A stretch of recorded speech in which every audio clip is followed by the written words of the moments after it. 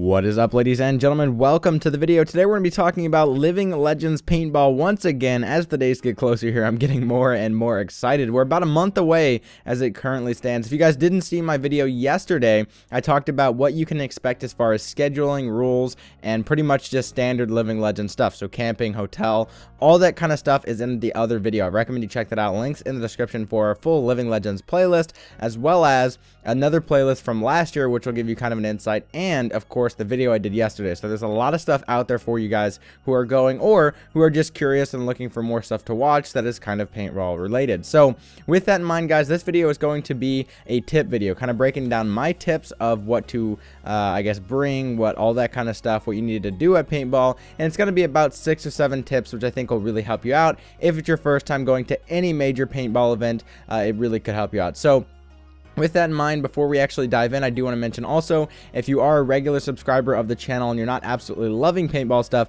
just know the event's in a month, and until that time, there's only going to be one other paintball video, which is going to break down my setup for this year, including like camera stuff, the actual guns, paint, all that kind of stuff. All my gear is going to be in a video, and that's going to be in about 2 to 3 weeks. And then, of course, the weekend of the event, I'm going to have a bunch of vlogs and all that kind of stuff done. And then after that, there'll be probably a week of paintball stuff. So just know over the next month, we're going to be back in the regular gaming and technology schedule. But for today and in about a month from now, there's going to be a lot more paintball stuff. So just keep that in mind. So now that we're a little bit into this video, let's go ahead and dive in with some of the tips that I have for you guys, especially the new people coming into paintball. So the first big tip I would recommend, hugely important that you do, is actually hydrate. This is a very big thing. A lot of you guys who are a little bit older or not necessarily into sports may not be used to this thing where you need to hydrate a lot. I know for me, when I'm wrestling a lot or lifting a lot or working out a lot, I'm drinking a lot of water. For me, while I'm in class, I drink a bottle every hour. So for me, I'm actually getting a ton of water in my system. But when it's summer and I'm at home and I'm not working out as much, or on the weekends, I drink hardly anything. I'm drinking like maybe 3 cups of water, maybe some milk here and there or something like that, right? But I'm not, you know, heavily making sure I hydrate. So if you're people who haven't done a lot of exercise and stuff like that, just make sure that you recognize that you're going to need to be putting down at least a bottle an hour, because you're going to be working out basically and out in the sun from 8 a.m. until 8 p.m. You're not going to be, you know, resting a lot. You may stop for lunch, maybe grill out with your friends there like we do. All that kind of stuff is great, but just make sure you're drinking water like crazy. It's super important, and you're literally going to be working out for 2 days. So make sure you're drinking water. Every single year someone passes out and their whole weekend is ruined. They get sent to the hospital to get pumped full of IVs and fluids and all that kind of stuff. So you don't want to deal with it. Just hydrate. It's not that big of a deal. Also, going along with drinking a lot of water and making sure you're hydrated, just realize that while you're playing paintball, you probably won't have a lot of access to water while you're actually on the field. So keep in mind, whenever you're off the field, even if you're not thirsty, drink the water. That's when you have time to. So drink like 5-6 bottles of water, and then realize the next 3 or 4 hours you may not drink anything. Also, kind of on the side of drinking a lot of water, make sure you bring some kind of pain reliever, over-the-counter easy stuff like Advil, Motrin, Aleve, Tylenol, whatever works for you. I don't even know. There may be some other stuff out there, Excedrin. There's all kinds of stuff, whatever you use, because you're going to get aches and you're going to get headaches. Those are the 2 things. Aches as in my feet hurt, my back hurts, whatever, because I've been running around so much, I'm not used to it. No one really is used to running around for 8 hours a day with paintball gear on, getting shot by paintballs. It's not a normal thing. At least for me. I don't know about you, but for me, that's not normal. So make sure you bring some Motrin or something like that to help with your pains that you get while you're there, and also just to help with those headaches that you may get. Some people don't get headaches. I personally do. The next thing is kind of a big tip area that was kind of brought up in the comments section of my last video about Living Legends, which is the price of Living Legends. And it's kind of important to realize what you're going to actually end up paying. You need to kind of price this out for yourself, because everyone's going to be a little bit different. As far as what I'm going to be spending, it's going to be probably a $300 or $400 or $500, maybe even $600 weekend, because that's how I play paintball. I go through a lot of paint while I play paintball, but I don't go often. I don't go every weekend. So for me, saying I'm going to spend $500 on paintball 1 time a year or 2 times a year, that's okay with me. I can fit that into my budget, and what money I make can work out with the money I'm going to pay to go paintballing once in a while. But I'm not someone who goes every weekend, and I'm also not going into this event saying I only have $200, let's try to make this fun, because that's not going to be fun for you. So just know that to get into the event, to step in the gate, it's going to cost you $65. That's going to cover your actual, I think it covers rental gear too if you're renting, but yeah, just keep that in mind. Check their website, but I think it covers rentals, and it also will cover air. So for that money, $65 you'll get in, but every case of paint you buy is $75. So you need to recognize that as well and realize you're going to go through at least, at the bare minimum, a case or two of paint. I personally go through probably 5 cases of paint that weekend, because you're playing paintball for many hours.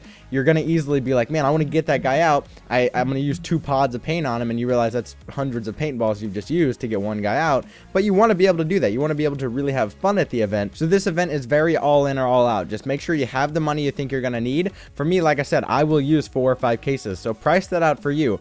But on the other hand, I've gone with friends who bring $200. Like, they'll say, I'm going to use a case of paint, and they may not even use an entire case of paint because they're new to paintball, they're a little more timid, and you may just see that. So if it's your first time, maybe you'll spend less. If you're a guy who actually paintballs regularly and this is your first Living Legends event, realize you're going to burn through some paint. My next tip kind of goes along with actual paint and purchasing paint. Don't buy 5 cases at once. So don't walk into the event and say, all right, I'll buy all my cases. It's Thursday or it's Friday night, I'm going to pick up all my cases of paint. It's going to be all good, and I'll keep them in my tent or my car or whatever. There's 2 potential problems there. One, people will steal your stuff, so make sure it's zipped up, locked up, whatever. You got a buddy at your tent. For me, I've never had an issue with stuff getting stolen, but you're talking 1,000 people, some people not a lot of money with them, whatever. A case of paint laying out, there's no reason not to just snag the case of paint, right? So $75 worth of paint sitting out, that's very easy to get stolen. So not only that, but if you lock it in your car and other things like that, it may melt. So just make sure you're not melting your paint in the sun, because I know last year, or I think maybe the year before that, it was 100 degrees outside for one of the days. So 100 degrees outside, you're talking some paint sitting out there, it's going to start to melt, and it maybe get you know, soft or squishy or whatever. So just make sure you aren't leaving all your cases out, and just buy 1 at a time, or maybe 2 at a time. But what I like to do is just buy 1 case, use it, buy 1 case, use it, buy 1 case, use it, and then at the end of the event I won't have a bunch of paint left. And then of course my final tip as far as paint goes, something you can expect at the end of the event, people often do end up buying too many cases of paint. So the last day of the event, a lot of times you will see people walking around saying, hey, I'll sell you this case of paint for $40, and that's pretty much a good deal. So if it's down to the last day, you may be wanting to kind of skimp out on paint just a little bit, because a lot of times people will have a lot of extra paint which you can buy for a lot cheaper. That's kind of a little inside tip, but it will happen. You'll see a lot of people walking around saying, hey, I have 2 cases, I'll give them to you for 75 bucks. It's basically like a buy 1 get 1 free, and you see that all the time. My next tip is kind of a time management thing. If you're bringing your own gear, make sure you register early and you go through all of your processes early, because as I mentioned in the last video, I think I kind of touched on this, chrono as early as you can. So wake up in the morning. I think chrono starts and all those registration stuff open at 6 a.m. on Saturday, so you can double check with my other video, but I talked about that kind of briefly. Make sure you look at the times and get in the chrono line early, because what happens is everyone waits, everyone does the things last minute, and then if you're standing in that last minute line, you could be waiting to chrono for 30, 40, 50 minutes when you could have just done it first and then gotten it done really quickly. So just make sure you chrono first. I think that's the top priority. Even if you get up at 8 and you go ahead and decide, hey, I'm going to go through registration, get my paint, chrono, get everything done, just make sure you chrono first, because that is something that's very one person at a time kind of method, where there's actually only 3 people literally checking chrono. So just make sure you're getting your stuff chronoed early. Now, if you're renting equipment, doesn't matter. Just skip this step. You're not going to need to chrono your weapon. All right, so this next tip is going to be for everyone that's coming and bringing their own gear. This is a big thing. Make sure you check your equipment early, specifically your tank. This seems like a very common thing to do, but I forgot last year and ended up getting stuck buying another tank, even though I already had one that just needed to be hydroed. So make sure you look at the date on your tank and see if it needs to be hydroed. You can do a little Google searching and get it sent off in time and go ahead and get it hydroed, and you'll spend 20, 30, whatever amount of money, 20, 30 bucks, I think is what it costs, something like that. But you won't need to spend 100 and buy a brand new tank. So keep that in mind if you're bringing your own gear. I'd also recommend just pulling all your crap out early, go through it, make sure it's working, make sure everything is doing well as far as like your hopper and everything. It's really not fun to get to the event and Saturday morning realize, oh my god, my hopper's not working, my tank's not hydroed, and I have a leaky hose in my gun. That's a terrible start to Saturday. You don't want that. So you rather deal with the problems now instead of dealing with them then. All right, and then as far as my final tips go, this is kind of for people that are not only bringing their own stuff, but maybe they're getting into paintball. paintball, this is a really good event for you because there's a lot of vendors there. You can check out the Living Legends website,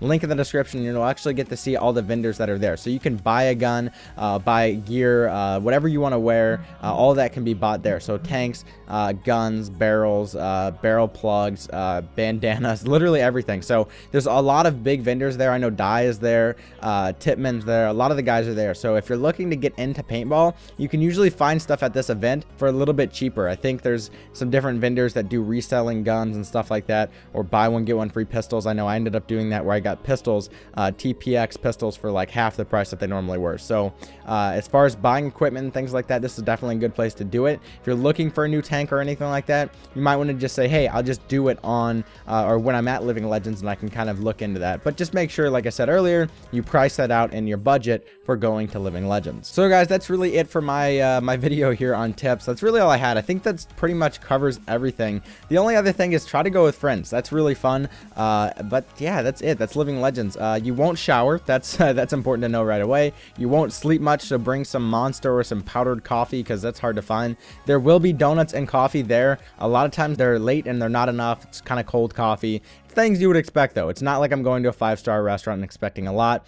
Other than that, there is food there as well. So if you don't bring a grill, you can buy burgers, hot dogs, things like that, water. All of that's going to be there. But I recommend you go to a grocery store first, pick up all the stuff you need. Maybe buy a cheap Coleman grill or whatever kind of Weber grill, something cheap, and some charcoal. Bring some friends, grill out. That's what we do every year. It's a ton of fun.